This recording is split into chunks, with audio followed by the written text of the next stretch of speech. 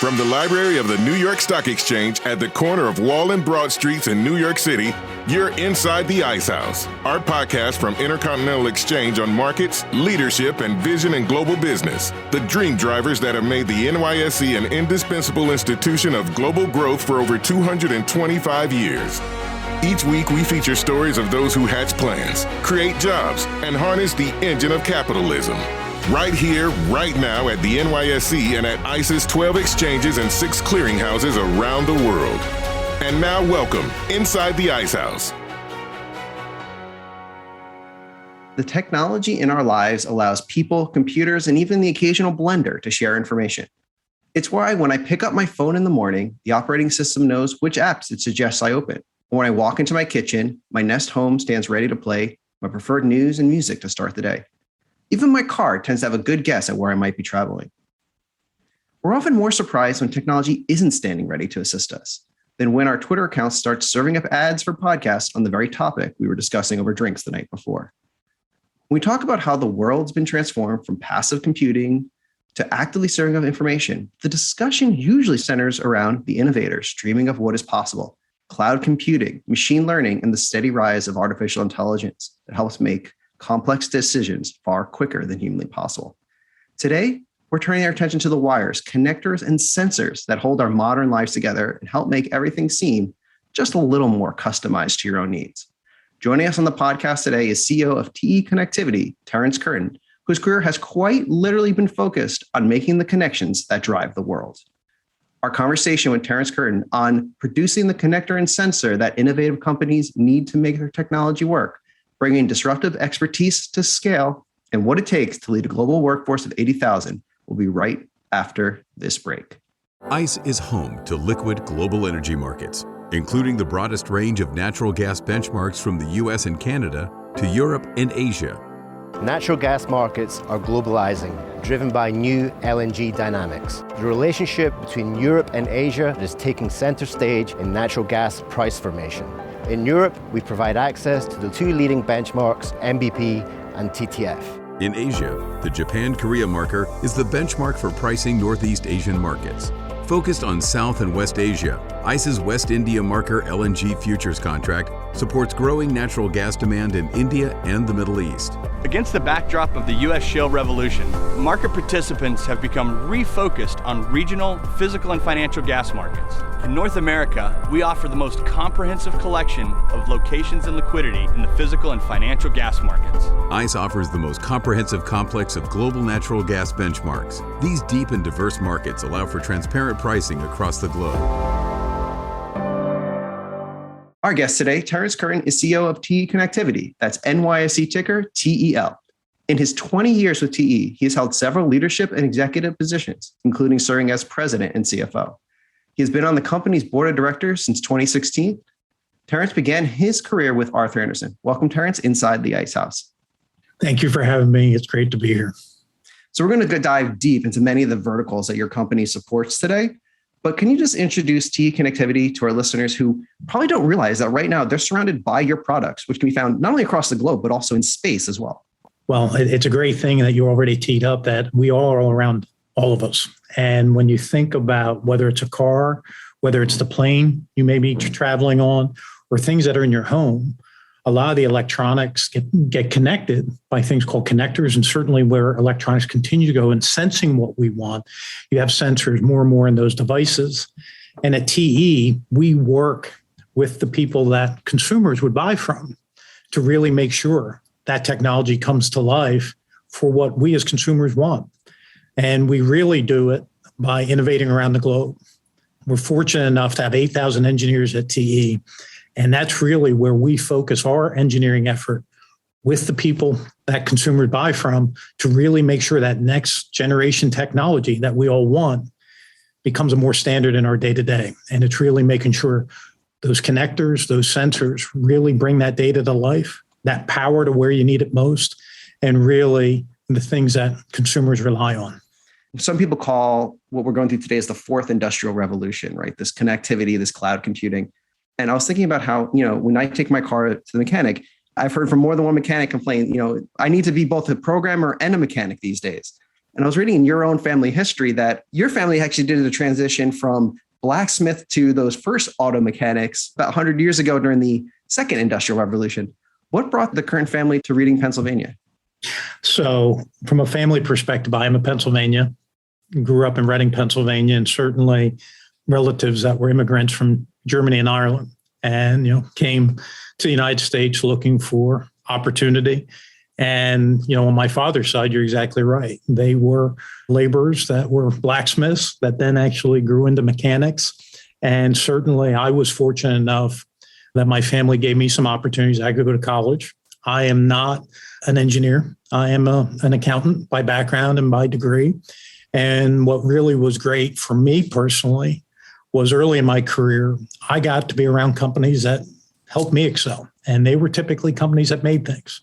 And that happened in my family. It was probably a little bit more natural for me as I was exposed to it to like to be around engineers. And I'm very fortunate to be leading a company that has 8,000 engineers that, I do like what I do. And I also love being around engineers and what we bring to the world. What about accounting were you interested in? And how does that background help you for the success you've had today leading engineers? When I was young, I would say I probably was not the most applied learner because I would prefer to be getting out of school and going to do sports.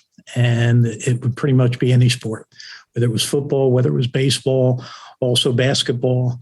I got out of school, it was not to study when I was young. It was really to get involved in sports. I love the teamwork. I also am pretty competitive as well, as you can imagine. So those things were things that when I was young, I was fortunate enough to do well in school, but I would say I probably wasn't the highest applied learner as I was trying to mature as a person. And when I got to college, I did make a choice when I went to college to get into accounting. I'm not sure there was magic in that, but I did enjoy it.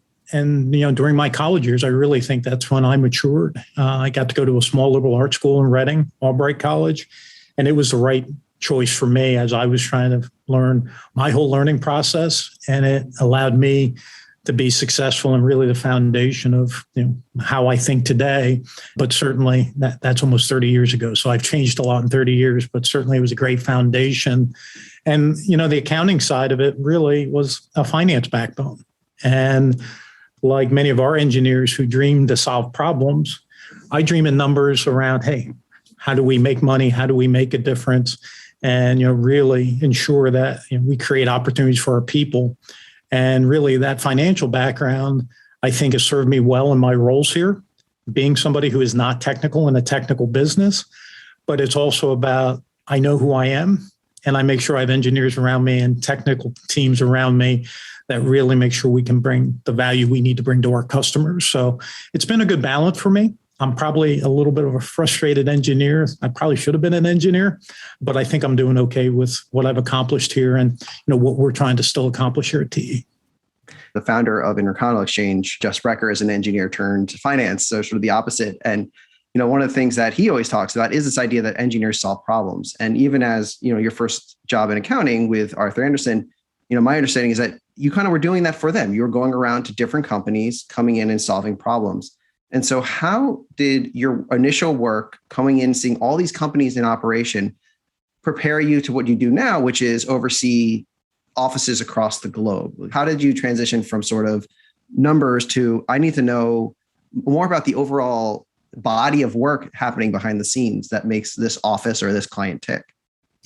I was very fortunate. Like most students coming out of school, I had dreams of, this is what I think my career is going to be. And actually, when I got out of college and I got my opportunity with Arthur Andersen, it was probably more about being in financial services is where I thought I'd want to be. And what really occurred was I got exposed to a lot of different businesses. And I learned the businesses that excited me were ones that manufacture. And, certainly ones that had people that made things and solved problems. So I was fortunate enough getting the opportunity at Arthur Andersen. What I thought I wanted to be exposed to from an industry got a little bit turned when I said, hey, that industry, it just didn't click. It didn't get me excited as much. And then I think the other thing in my development, and I was fortunate that Arthur Andersen was tremendous from a training and a development, was they threw you into the deep end of the pool quick. Like most professional services firms, they threw you in quick. I got exposed with executives that were, twice my age to have to present to. You had to lead a global team. Most of my clients were global, and how you had to communicate, and almost like how we work today, hybrid wise due to COVID, you really had to show that versatility of how do you lead, how do you influence. And I really believe they were foundational things that helped me as I went on. And then certainly in getting the opportunity to come here 20 years ago and in a finance role, just continue the development. So really, pointing yourself in the right direction is how I would probably say my career was. I also joke with our rotational teams that are started with us. I thought I was going to be a partner in an accounting firm by now, and I never achieved that. So it's good to have aspiration, but also make sure what excites you. Get yourself around people that you like to be on a team with to win. But then also, you need to be excited about what your company does. And I think it's one of the things I've been very fortunate about here at TE, that I've been given opportunities, but I also have a company I get excited about, what we get to influence in the world I get excited about. And it has created a lot of great opportunities, both for the company and for me. I believe when you joined, it would have been Tyco International, which a few years later split into Tyco Healthcare, Tyco International, and TE Connectivity, which originally was Tyco Electronics. Going back to that, how was that decision made, and how did that set up TE for its current successful path? Well, when you get into the separation of Tyco International, I think the key was, and you still see it a lot today, you need to be focused, especially with how fast the world is going. And I think, the conglomerate days are well over. Certainly Tyco International had issues on top of being a conglomerate that I won't get into, but you really got into an opportunity where you had a healthcare company, you had an electronics company, you also had security and flow company, which was Tyco International then. It really was, why do these make sense together? And how do we really make sure each one drives innovation at their own pace for their markets are in? And that decision was made well above me. In some cases, I was at the right place at the right time to be able to participate in the separation. And I was also fortunate enough, as our CEO came in, he chose me to be his CFO as a public company CFO for the first time. And I think it was another one of those events in my background, like we talked about my earlier career. I got put into some positions that, I was not a public company CFO. I got to learn that on the job, like a lot of the CFOs of the world, and really helped me just flourish. And once again, being around a company like TE, I liked what we did. It made that hard work worthwhile. And, certainly I think it's been good that decision was made to split not only our company, but all the pieces of Tyco. And it's created much better companies than if they stayed together. And you touched on a little bit. It reminds me of a conversation we had a few episodes ago with Kristen Peck. She's now CEO of Zoetis, but that was part of Pfizer. And I remember from her episode, she talked about the absolute fear, but also excitement of that day after going public or spinning off and realizing that, it was just you. So, you mentioned it grew, but how did going from reporting up to a larger company to being the person getting those investor calls directly, how did that influence your career and prepare you to eventually move up to the CEO position? I think your perspective that you shared is right on. When you're a division in a bigger company or a segment in a bigger company, there's numerous times you say, hey, I wish I just had the ball myself. Other people are making decisions. You may not agree with them. You may question whether you're a priority of the bigger company. And it's one of those things, I go back to some of the sports we talked about, was there were times we would sit there as a team going, why don't they just let us do what we want to do? And then it occurs. And you realize a couple of things. A bunch of the things you always thought you wanted to do, you got to do. But there were other things that the bigger company did that you didn't have a lot of expertise in, like talking to an investor, like getting your own financing. These were things somebody else did for you. So when I had the CFO opportunity, there were things I really had to grow on. I think I had good finance acumen. There were things that the parent company did. And I think no different anytime you have career moves when you go up, there's always going to be things that you do that you never did before. Everybody, who's been a CEO, there was a point in time they weren't a CEO. And, those types of things are great development opportunities, But I also think it really comes back to, are you focused on the things that you don't know? Where do you need to lean in and learn? Where can you get people around you that help you get there? And in my case, I had to build a team because I was in a CFO role that we didn't have. I feel very pleased in looking back that I built a good team because it allowed me to work on the things I did not know. And as a public company, we had a lot of hard decisions we had to make. We had pieces of our business that we didn't think we should be in. We also had some businesses that were really good we needed to invest more in that have gotten us to the positions we're at today. And so when we separated, it was really around making sure, how do we get to the portfolio we want to play offense with versus the portfolio we were birthed with as a public company.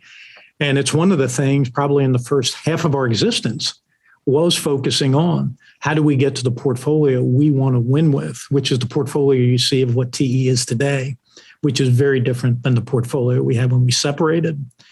And each one of those events, creates exposure, creates some nervousness. And there were mistakes. There's always going to be mistakes when you're in business. You're making strategic decisions. But I would tell you that those decisions were very good and also put us in the position we are today, that we can talk about our focus on electric vehicles and how we make that innovation come to the world. Our focus on where the interconnects we do around cloud computing are really, we saw that accelerate with what we've all been through with COVID over the past year and a half. And these are the things that we worked hard on 8-10 years ago to really make sure we were going to invest in those key areas, which have been driving the growth and the performance we're seeing today. But it started on a lot of hard decisions 8 to 10 years ago. How do you make sure your engineers stay ahead of the trends and on the cusp of where your products will best push technology? The examples you gave 8 and 10 years ago, no one had any idea that's where it's going. How do you make sure that not only you in your role as CEO, but that across the company, everyone is not happy with what they're doing today, but always looking at what's next year and what's 10 years down the road? Well, one of the things that we spend a lot of time is on where do we, point our engineers. And it is about being as global as we are. It is about making sure our engineers are at the engineering centers of the world. And it creates some synthesis that we are basically in where the architecture is being designed. We're in with our customers, and that allows us a pretty good bird's eye view about where those steps are going and the problems that need to be solved. So that we have our 8,000 engineers, and of those 8,000 engineers, about 2,000 are in the United States. Another 2,000 to 3,000 are in Europe. The rest are in Asia. Is really making sure how are we at the engineering nodes of the world in those key applications like the ones I talked about, and I know we'll talk about more, to really make sure where do those architecture bets need to be made to make sure that technology comes to life and what sensing and what connecting technologies are needed. And that is really a key part of how we make those decisions, because our engineers at any point in time, those 8,000 engineers are working on about 10,000 projects across our engineering enterprise. And it is very important that we get that feel from the customer and that it is market back than just technology out. And it's really something that I think our teams do well. And we're extremely paranoid about to make sure we don't get it wrong. After the break, Terrence Curtin, CEO of TE Connectivity, and I discuss how TE believes connection should go beyond technology in our world and how companies and people are interacting.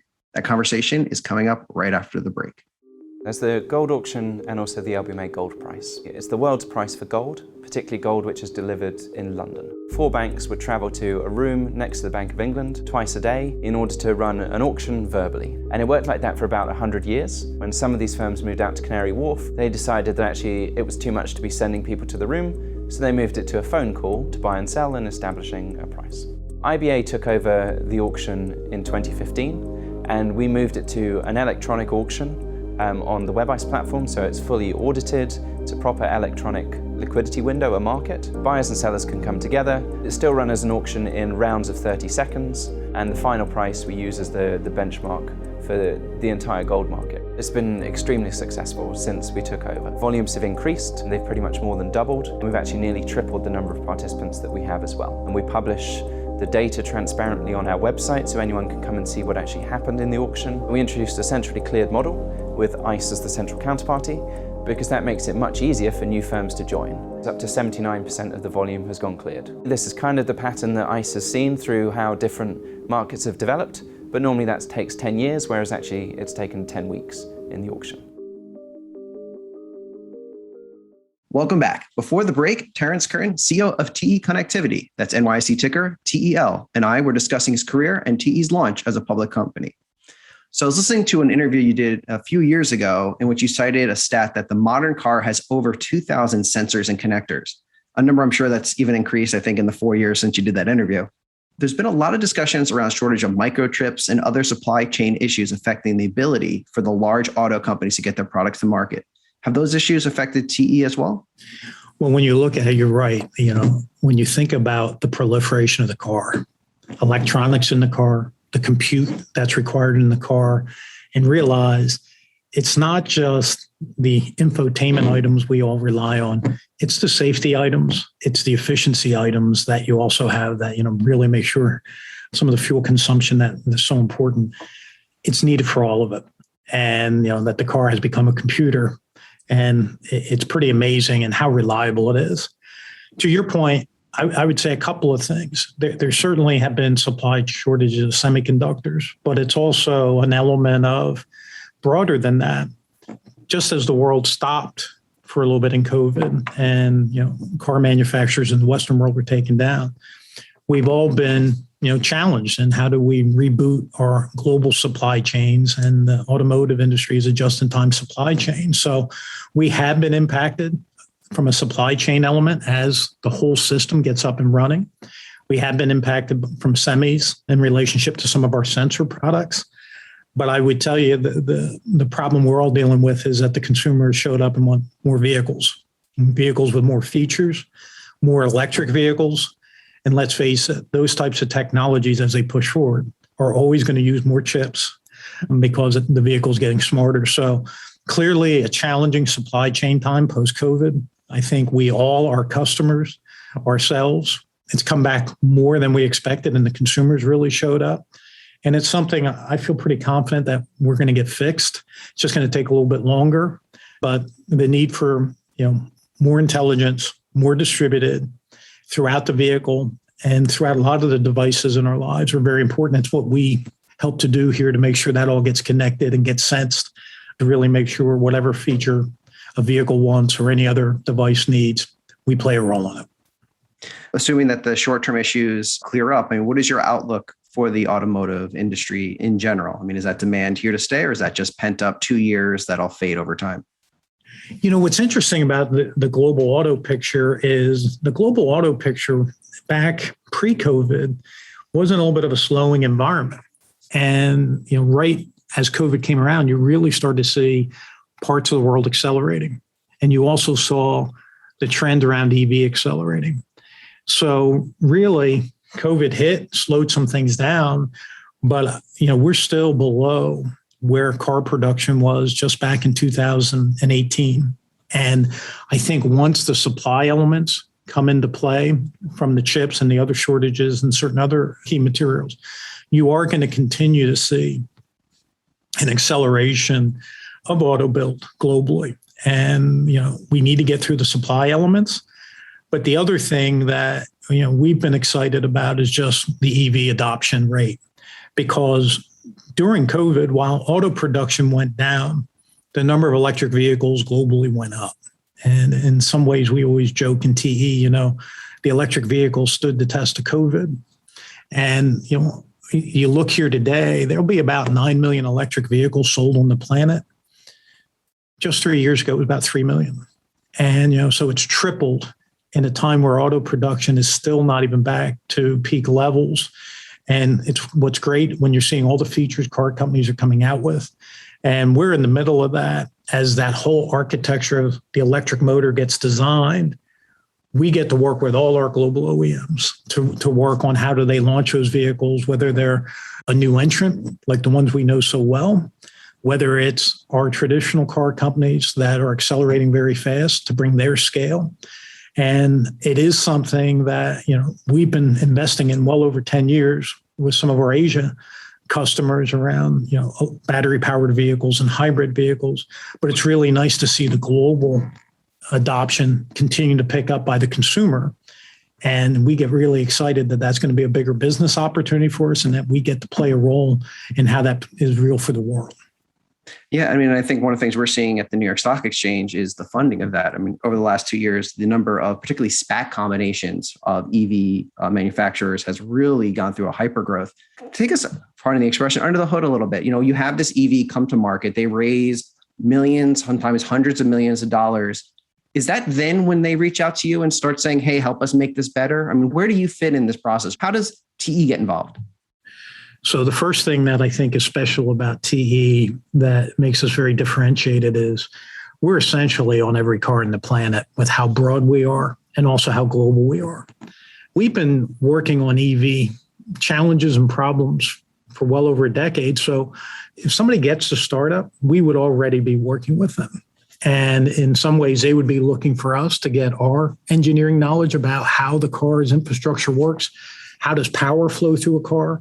And when you get into an electric vehicle, one of the things that is very important for everybody to understand, it's a completely different power infrastructure. If you take your traditional combustion car, you typically run on what we're used to, the 12-volt battery system that's been around a long time that everything hangs on.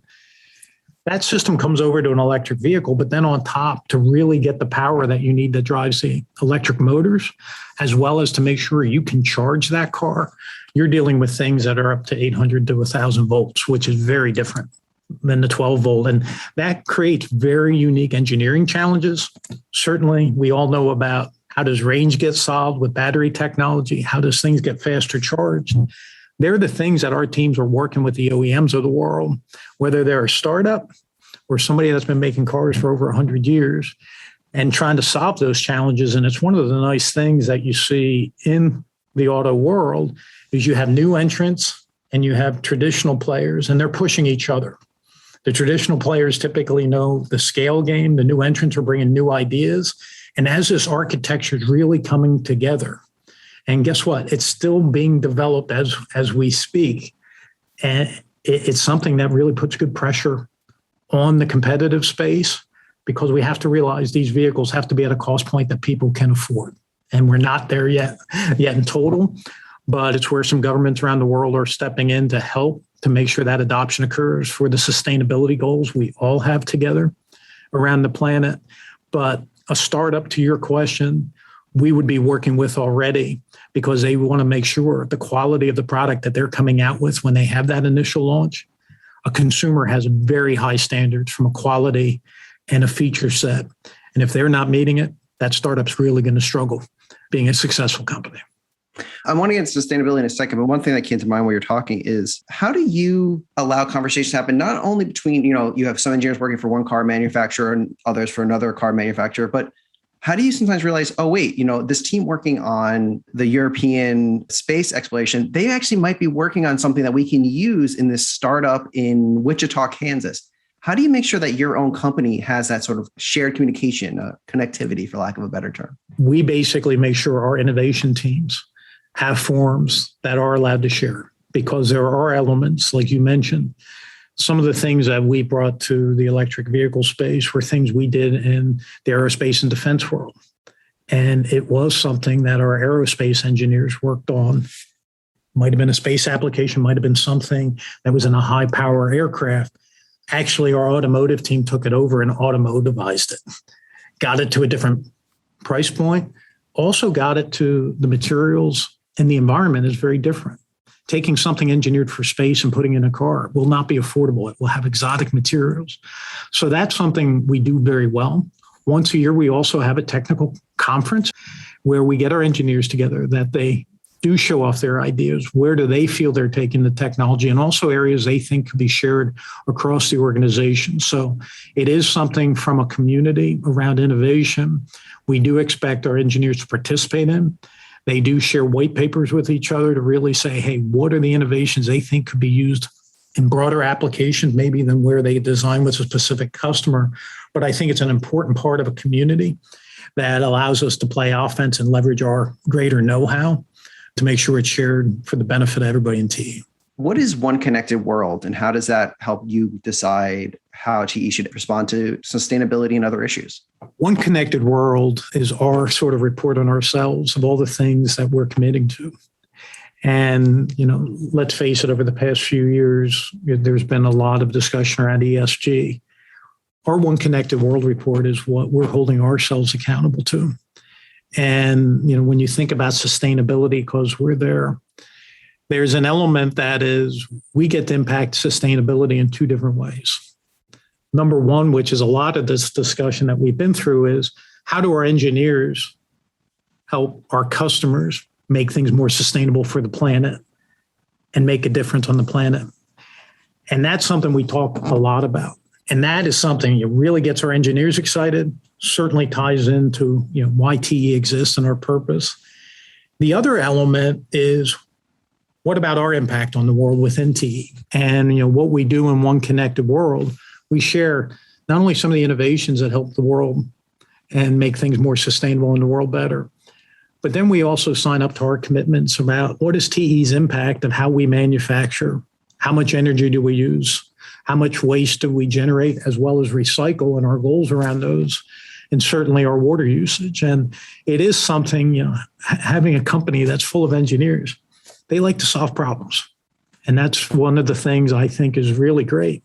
And if you even take TE today, while we have 140 manufacturing sites globally, we're getting close to a third of them run on carbon-free energy sources, between renewable, maybe nuclear.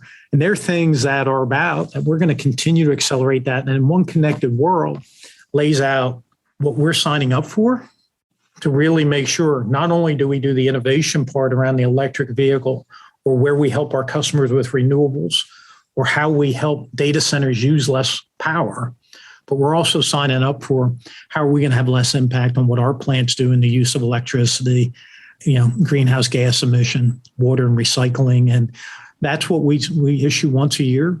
It's not just sustainability, it's also what we're signing up for, societal impact and where we get focused on. And then certainly one of the things I think goes without saying is, from a governance perspective, I feel very good about where we're positioned there, that we also highlight how our board acts and also the governance tenets that we have as a company too. So it touches upon all elements of ESG, but we call it One Connected World is our name for it. And certainly our employees love that. It's called One Connected World. And one of the things that you mentioned, that governance idea, and I imagine with COVID, it's probably gotten even more complex, is, you're overseeing footprints in all these different areas. How do you make sure to manage, specifically with COVID-19, but also in general, the different rules and requirements in place to, for the last 2 years, combat the virus, but in general, to make sure that a company's acting to fit the cultural norms of that area? It's one of the things I think with TE is, while we are a big global company, if you got to see our people around the world, you would say we totally reflect the local cultures we're in. And, COVID, has been a challenge for all of us, and it's still amongst us. So let's face it, depending where you sit is, how COVID is impacting you.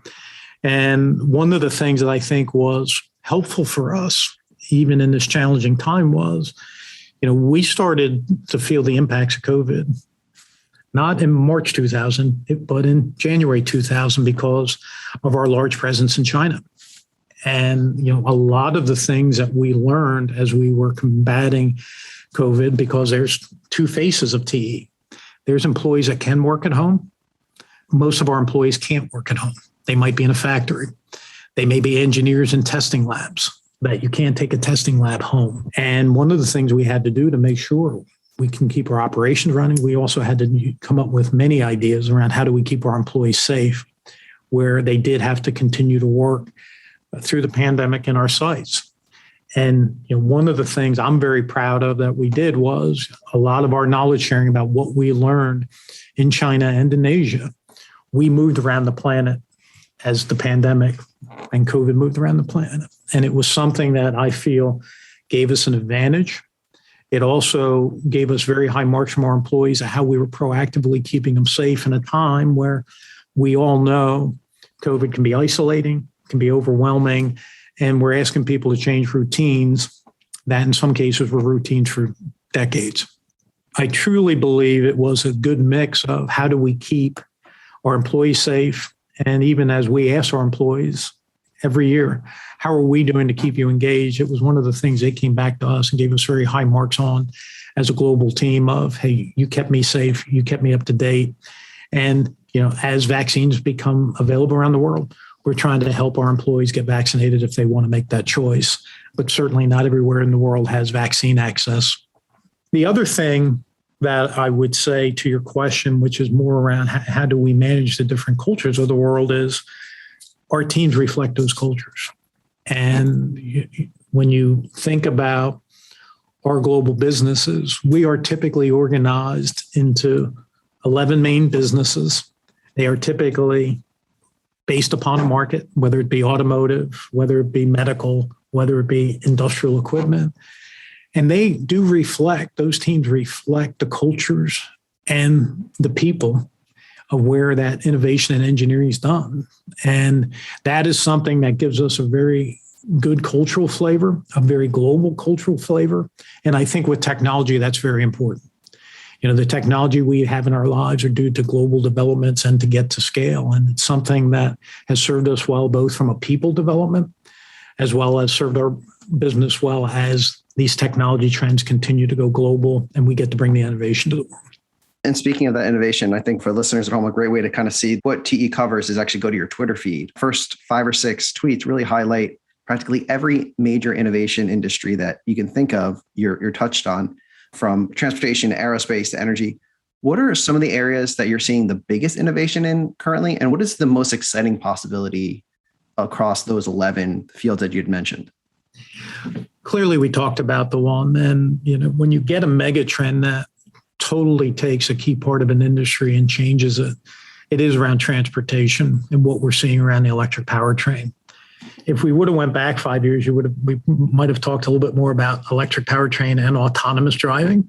But I would tell you it's full steam ahead around the electric powertrain. So clearly that's number one.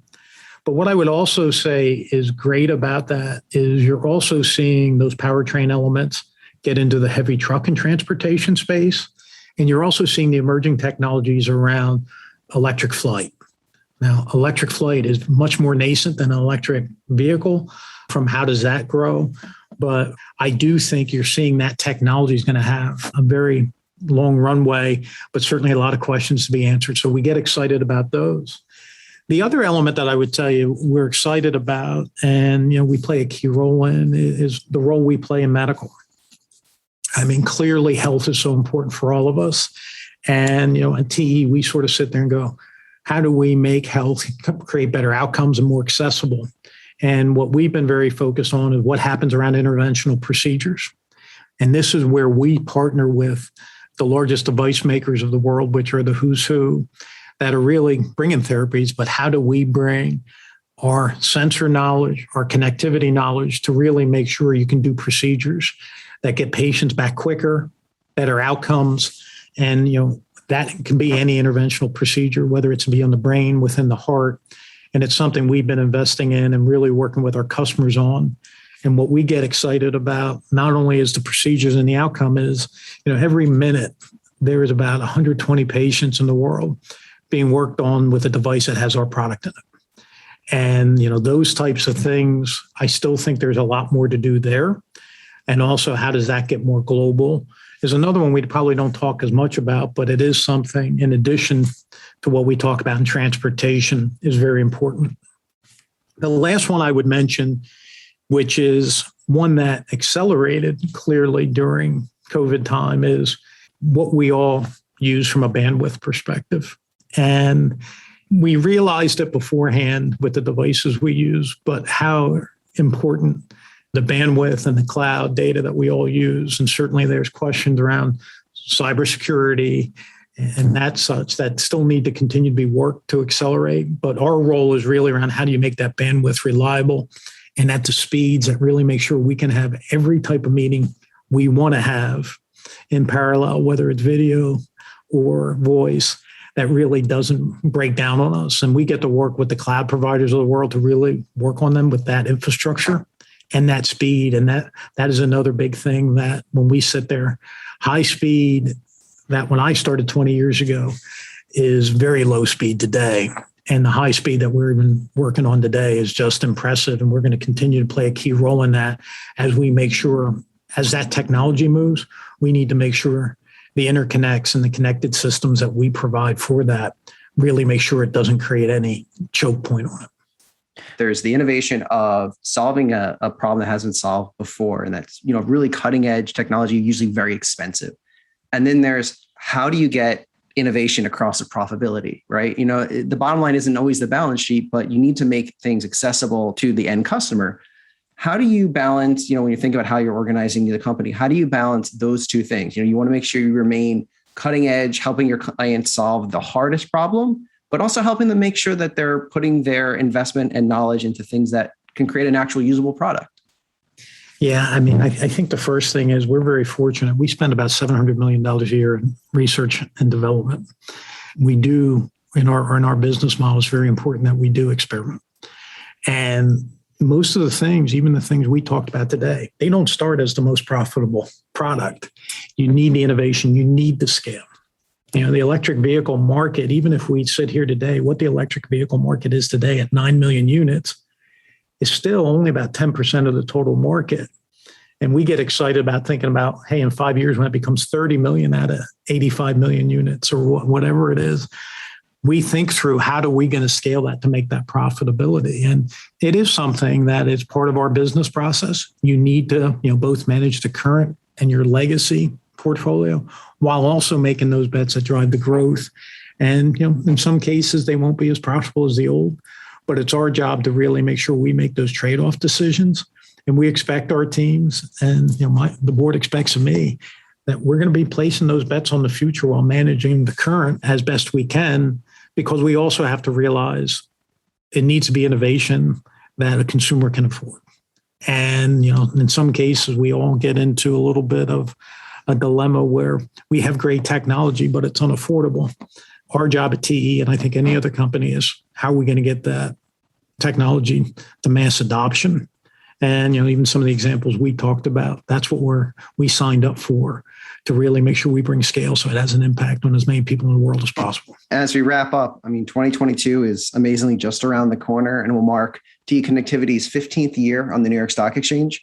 How has that exposure and, frankly, the scrutiny of being a public company helped shape the company's growth? We've been talking a lot about ESG, driven a lot by investor interest, but also real world. How has that been? Being on the public markets gives us a lot of choices and access to capital that has been wonderful for TE. If you take me in my role, I've only ever known to be a public company executive, both from the CFO side and the CEO side. And, that public access is very important. And it's something, I don't think we've ever taken for granted.